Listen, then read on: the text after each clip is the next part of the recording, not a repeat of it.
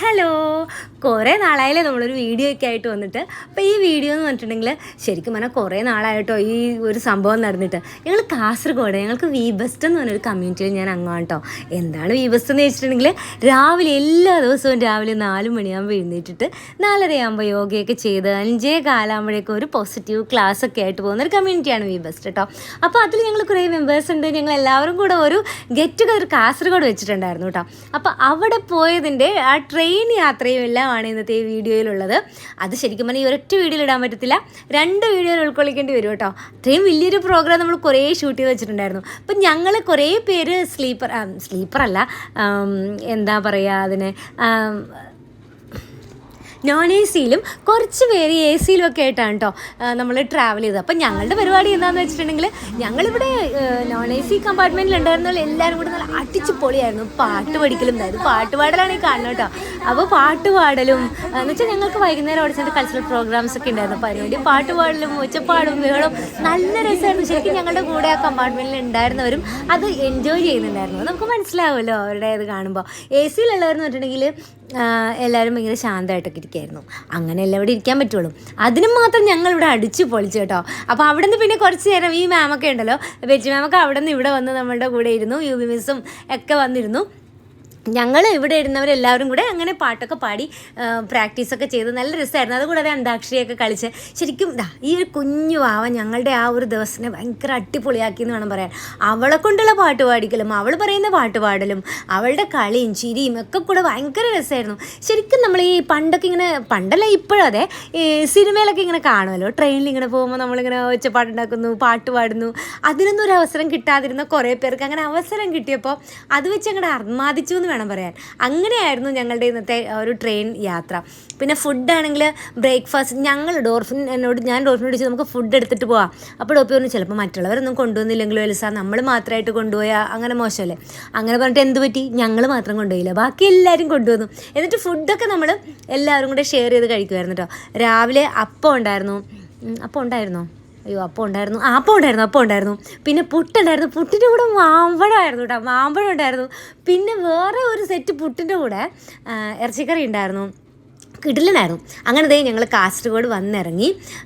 കാസർഗോഡ് സ്റ്റേഷനിലല്ല, ചെറുവത്തൂരായിരുന്നു തോന്നുന്നു, ഞാൻ മറന്നുപോയി. അപ്പം അതാണ് അത്. അപ്പം നമ്മൾ ഇത് ഡബ് ചെയ്ത് പോയാൽ ആ പ്രശ്നം വരില്ല, വോയിസ് ഓവർ ചെയ്ത് പോയാൽ പ്രശ്നം വരില്ല. ഇത് കുറേ ദിവസം കഴിഞ്ഞിട്ടാണല്ലോ ചെയ്യുന്നത്. ഞങ്ങളവിടെ ചെന്നിറങ്ങിയത് മഴയായിട്ടാണ്. ശരിക്കും ഞങ്ങൾക്ക് എല്ലാവർക്കും പേടിയായിരുന്നു. കാസർഗോഡ് ജില്ലയിൽ നല്ല ചൂടല്ലേ.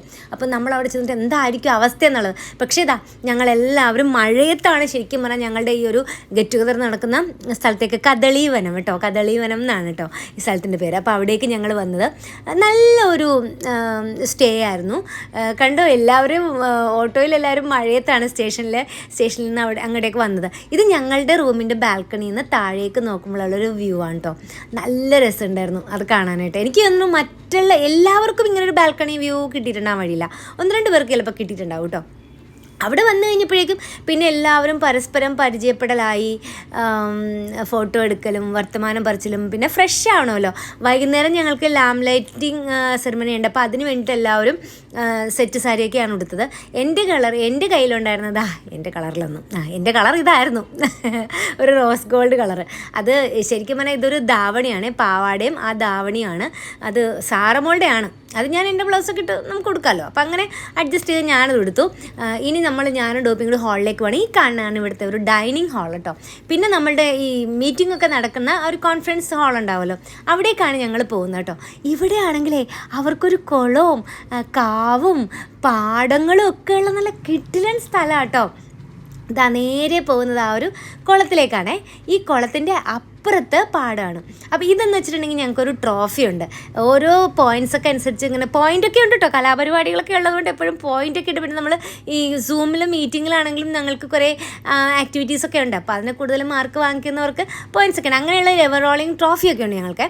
അപ്പോൾ ആ ട്രോഫി കൊണ്ടുവന്നത് ഞാനത് അൺബോക്സ് ചെയ്ത് വെച്ചതാണ് കേട്ടോ. അപ്പോൾ ഹാളിൽ ആരും കസേരയൊന്നും ഇട്ടിട്ടുണ്ടായിരുന്നില്ല. പിന്നെ ഡോപ്പി ഞാനും ഞങ്ങളുടെ ജോസും കൂടെ ആണ് കസേരയെല്ലാം സെറ്റാക്കിയത് കേട്ടോ. നമ്മളവിടെ കസേരകളൊക്കെ എടുത്തിട്ടു. ഇതാ ഞാൻ പറഞ്ഞ കാവ് കേട്ടോ.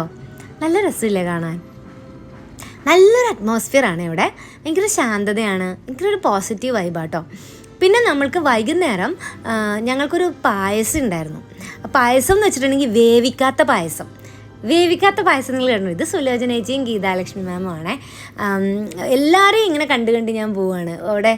അപ്പോഴാണ് ഇവരെ സാറിനെയൊക്കെ, ജോസഫ് ജോൺ സാറിനെയൊക്കെ ശരിക്കും പറഞ്ഞാൽ അപ്പോഴാണ് കാണുന്നത് കേട്ടോ. എല്ലാവരും ഫ്രഷ് ആവാനൊക്കെ പോയേക്കുമായിരുന്നല്ലോ. അപ്പം അല്ല, ഞാൻ ട്രെയിനിൽ വെച്ച് കണ്ടിട്ടുണ്ടായിരുന്നു. എൻ്റെ ഓർമ്മേനെ സമ്മതിക്കണം.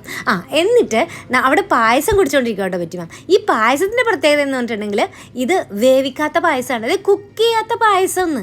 അതെങ്ങനെയാണ് എനിക്കതങ്ങോട്ട് ദഹിക്കുന്നുണ്ടായിരുന്നില്ല ആ പായസത്തിൻ്റെ ഒരു മേക്കിങ്ങിനെ കുറിച്ച് പറഞ്ഞിട്ട്. ഇത് എങ്ങനെ സാധിക്കും എന്നായിരുന്നു. പക്ഷേ ശരിക്കും കുക്ക് ചെയ്യാത്ത പായസമാണ്. അതിനകത്ത് ഉപയോഗിച്ചിരിക്കുന്ന പഴം കുക്ക് ചെയ്തിട്ടുണ്ട്.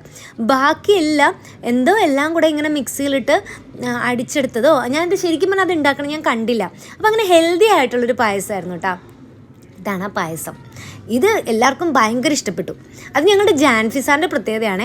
അത് ഈ നാച്ചുറോപ്പതി അങ്ങനെ സാറ് ഇങ്ങനെ പച്ചക്കറി കൊണ്ട് അത്ഭുതങ്ങൾ കാണിക്കുന്നൊരു മനുഷ്യനാണ് കേട്ടോ. അപ്പോൾ ഞങ്ങൾ എല്ലാവരും കൂടെ അവിടെ ചുറ്റും കൂടി. പിന്നെ ഇതൊരു ഗെയിമാണ് കേട്ടോ. അവിടെ ഒരു ഗെയിം ഉണ്ടായിരുന്നു. ഇതിനിടയിൽ ലാമ്പ് ലൈറ്റിംഗ് ഉണ്ടായിരുന്നു കേട്ടോ. അവിടെ ഞങ്ങൾ ലാമ്പ് ലൈറ്റിംഗ് ഒക്കെ കഴിഞ്ഞിട്ടാണ് ഈ ഗെയിം വന്നത്. അപ്പോൾ ഈ ഗെയിമിലെന്ന് പറഞ്ഞിട്ടുണ്ടെങ്കിൽ എല്ലാവരും, ആണുങ്ങളെല്ലാം ഒരുമിച്ച്, സ്ത്രീജനങ്ങളെല്ലാം ഒരുമിച്ചിരിക്കുമായിരുന്നു. അപ്പോൾ അതിന് ബൈജും പറഞ്ഞു ഇതൊക്കെ നമുക്ക് ഷഫിൾ ചെയ്തിരുത്താം. അപ്പോൾ എന്നിട്ട് 2 പേര് കൂടെ പോകുന്നു. ഒരാളെ പിടിച്ചുകൊണ്ടു അവരുടെ നടുക്കത്തെ കസേരയിൽ ഇരുത്തുന്നു. അപ്പോൾ ആ കസേര ഒഴിയുമല്ലോ, ആ കസേരയിലേക്ക് ആ കസേരയുടെ അപ്പുറത്തിരുന്നവർ വേറൊരാളെ പിടിച്ചുകൊണ്ട് വന്നിരുത്തുന്നു. ശരിക്കും അതൊരു നല്ലൊരു കളിയായിരുന്നു, നല്ലൊരു ഐസ് ബ്രേക്കിംഗ് സംഭവമായിരുന്നു. എല്ലാവരും അങ്ങോട്ടും ഇങ്ങോട്ടും മിങ്കിൾ ചെയ്ത് ഇരുന്നു എന്നുള്ളതാണ്. ഇങ്ങനെ കളികളും പാട്ടും എല്ലാം കൊണ്ടും ഭയങ്കര സൂപ്പർ ആയിരുന്നു കേട്ടോ. എന്നിട്ട് അതിനൊക്കെ ശേഷം ഞങ്ങളുടെ ഡിന്നറായിട്ടോ. അപ്പോൾ ഡിന്നറിന് വെച്ചാൽ ചപ്പാത്തി ഉണ്ടായിരുന്നു, പുഴുങ്ങിയ മുട്ട ഉണ്ടായിരുന്നു. പിന്നെ ഞാൻ പറഞ്ഞ നമ്മുടെ കുക്ക് ചെയ്യാത്ത പായസം ഉണ്ടാക്കിയ ജാൻഫി സാറ് പച്ചക്കറി വെച്ചിട്ട് ഒരു സംഭവം ഉണ്ടായിരുന്നു കേട്ടോ. ഒന്നല്ല, അതിനകത്ത് 2 ഉണ്ടായിരുന്നു. ഒരു സാലഡായിരുന്നു, അതിനകത്ത് കാണുന്നത് പച്ചക്കറി. പിന്നെ മത്തങ്ങ വെച്ചിട്ടുള്ളൊരു സ്വീറ്റും ഉണ്ടായിരുന്നു. അതൊക്കെ കഴിച്ചു വന്നിട്ട് ഞങ്ങൾ കുറേ ഡാൻസൊക്കെ കളിച്ചു. പിന്നെ സുബാബ് സാറിൻ്റെ പാട്ട്, അങ്ങനെ ഓരോരുത്തരും രാത്രി അത്രയ്ക്കധികം കലാപരിപാടി ഉണ്ടായില്ല, എങ്കിലും 2 പാട്ടുണ്ടായിരുന്നു.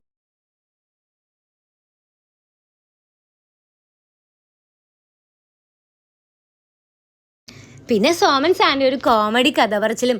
ശരിക്കും കഴിഞ്ഞ വർഷവും ഇതുപോലെ തന്നെ നമ്മൾ വിചാരിക്കും ആൾ ഭയങ്കര സീരിയസ് ആണ്, പക്ഷേ ആൾ ഭയങ്കര രസമായിട്ട് തമാശ കഥകളൊക്കെ പറയും. ഇത് ഞങ്ങളുടെ ക്രിസ്പിൻ്റെ പിന്നെ ഡ്രംസിൻ്റെ ഒരു പെർഫോമൻസ് ഉണ്ടായിരുന്നു. സൂപ്പറായിരുന്നു കേട്ടോ, നന്നായിട്ട് പ്ലേ ചെയ്തു. ക്രിസ്പിൻ്റെ പെർഫോമൻസൊക്കെ നമ്മൾ ശരിക്കും റെക്കോർഡ് ചെയ്തെങ്കിലും അതിനൊന്നൊരു ക്ലാരിറ്റി ഇല്ലായിരുന്നു കേട്ടോ. നമ്മുടെ അതായത് മൈക്കും അങ്ങനെയൊക്കെ വെച്ചിട്ട് അങ്ങനെ ഒരു സൗണ്ട് സിസ്റ്റം ഒക്കെ ഉണ്ടെങ്കിലല്ലേ അത്ര രസമായിട്ട് കിട്ടുള്ളൂ. ശരിക്കും നല്ല രസമായിരുന്നു. അത് നന്നായി പെർഫോം ചെയ്തു കേട്ടോ. കുഞ്ഞുനാളിൽ മുതൽ പഠിക്കുകയാണ്, ചെറിയ പ്രായത്തിൽ. എനിക്ക് തോന്നുന്നു 3 വയസ്സ് മുതലോ അങ്ങനെ എന്തോന്ന് തോന്നുന്നു ആൾ പഠിക്കുന്നത്. അത്രയ്ക്ക് സൂപ്പറായിട്ട് ആളത് ചെയ്യുന്നുണ്ട് കേട്ടോ.